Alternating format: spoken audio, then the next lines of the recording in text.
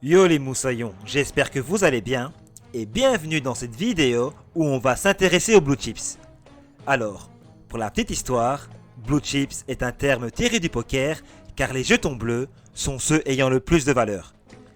En finance, on associe le terme blue chips pour désigner les actions qui ont une capitalisation supérieure à 10 milliards de dollars. Bien entendu, d'autres critères sont à prendre en considération, c'est ce que je te propose de découvrir dans cette vidéo. Et par la suite, je vous proposerai pour la première fois un petit focus par rapport à mes suggestions en matière d'investissement. Pour info, je le fais en général via ma newsletter. Bref, on se dit à tout de suite pour du nouveau contenu.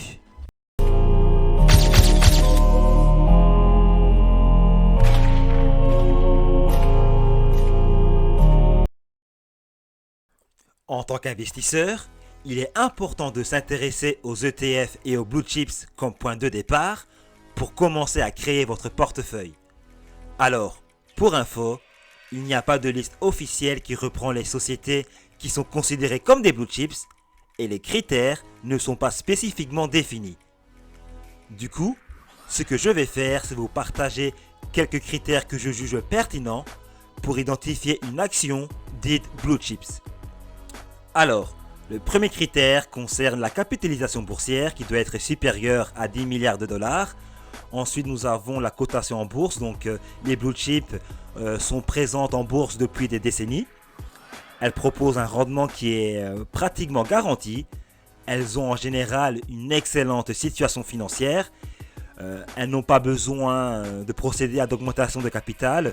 Alors je vous invite à vous rediriger vers mon article pour en savoir plus à ce sujet.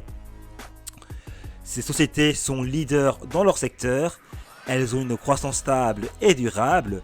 Ensuite, nous avons la réputation, donc cela implique le prestige et la confiance. Et enfin, pour le dernier critère et non le moindre, je vous ai mis le fait que pratiquement tous les blue chips versent des dividendes à leurs actionnaires. Bref, après vous avoir partagé 9 critères que je juge pertinents, je vais maintenant vous proposer 3 gros avantages que proposent les blue chips. Alors, pour le premier avantage, nous avons les dividendes. Alors le dividende est une partie du bénéfice qui est redistribuée aux actionnaires. Pour info, Berkshire Hathaway, donc le fonds d'investissement de Warren Buffett, devrait recevoir à peu près 6 milliards de dollars de dividendes sur son portefeuille d'actions estimé à 300 milliards de dollars. Autre information importante, ma quatrième suggestion en matière d'investissement, à savoir Market Access, verse des dividendes. Pour le deuxième avantage, nous avons la volatilité. Les blue chips sont des actions peu volatiles et cela est un avantage considérable, notamment en période de crise, puisque ces actions ont tendance à être plus résistantes et à se rétablir plus facilement que les mid-cap ou encore les small-cap. Troisième et dernier avantage que je vous propose dans cette liste est le risque. Le risque que les blue chips fassent faillite est faible, voire inexistant. Bref, investir dans les blue chips avec une vision long terme peut être extrêmement judicieux avant de songer à en tirer les bénéfices. Yes, ce type d'investissement se conserve et se valorise dans la durée. Et quand on parle des blue chips, il est important de mentionner des entreprises comme Nike, McDonald's, Caterpillar ou encore les géants de la Silicon Valley comme Apple, Amazon, Google, Tesla ou encore Microsoft. Par exemple, si on reprend le S&P 500 et qu'on fait un focus sur les 5 plus grosses caps de l'indice, nous avons donc Apple, Microsoft, Amazon, Nvidia qui réalisent une excellente progression. Donc on peut voir que le cours de l'action a quasi quadruplé depuis octobre 2022. En ce moment, l'action est en train d'atteindre des nouveaux records historiques. Et enfin, nous avons le groupe Alphabet. Donc ces 5 entreprises représentent à elles seules 24% de la market cap du S&P 500. Ce qui nous amène à mes suggestions en matière d'investissement. Alors, si tu me découvres pour la première fois, sache que je propose gratuitement des fiches techniques qui sont téléchargeables depuis mon blog. Yes!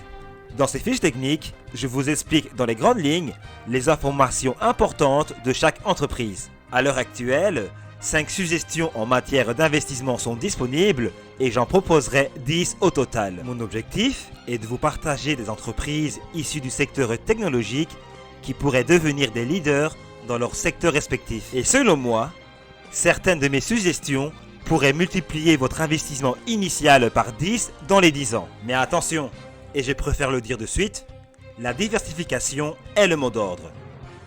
Yes, mes ETF et mes blue chips sont les valeurs les plus importantes de mon portefeuille en termes d'allocation. Et j'alloue au grand maximum 2% de mon portefeuille sur chacune de mes suggestions en matière d'investissement, à l'exception de Cinedigm et Market Access. Alors, je vais vous expliquer dans les grandes lignes pourquoi ces deux suggestions ne sont plus présentes dans mon portefeuille. Alors, Cinedigm, je l'ai déjà répété à plusieurs reprises dans ma newsletter que ce penny stock ne faisait que du pump and dump. Je vous ai également laissé des commentaires dans la vidéo en question et je vous invite à aller lire ces commentaires. Alors oui, j'ai réalisé d'énormes profits sur ce penny stock, mais je n'ai plus de visibilité quant à son avenir. Et pour cela, je fais mon propre mea culpa. Par ailleurs, je vous informe que la société a récemment changé de nom en Cineverse. Ensuite, nous avons Market Access. Alors, Market Access est une excellente entreprise avec de bons fondamentaux et verse des dividendes comme dit précédemment. L'action est présente en bourse depuis 2004 et sa capitalisation boursière est supérieure à 10 milliards de dollars. Bref, je ne l'ai encore jamais communiqué, mais suite au merge de Ethereum et le rendement proposé avec son staking, je devais faire un choix stratégique. Selon moi, Ethereum ou encore le Digital Bond pourraient avoir une croissance bien plus importante que Market Access pour les 10 prochaines années.